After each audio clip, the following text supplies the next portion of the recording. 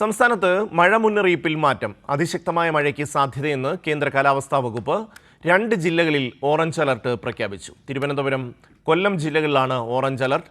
5 ജില്ലകളിൽ yellow alert തുടരുന്നു. വിവരങ്ങളുമായി മാനസ ചേരുകയാണ്. മാനസ, എന്തൊക്കെയാണ് പുതിയ കാലാവസ്ഥാ മുന്നറിയിപ്പ്?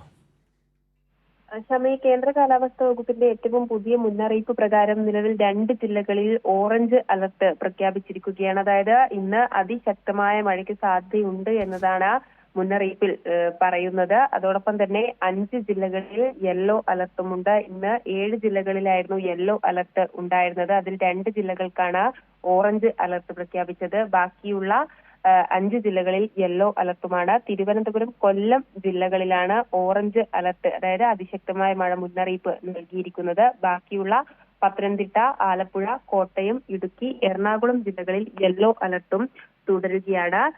നിലവിൽ ഈ മധ്യ തെക്കൻ ജില്ലകളിലാണ് മഴ മുന്നറിയിപ്പ് ഉള്ളത്. നാളെയും മറ്റന്നാളും ഇതേ രീതിയിലുള്ള മുന്നറിയിപ്പ് നൽകിയിട്ടുണ്ട്. നാളെ ഓറഞ്ച് അലർട്ട് ഇല്ല എങ്കിൽ കൂടിയും യെല്ലോ അലർട്ടാണ് നൽകിയിരിക്കുന്നത്.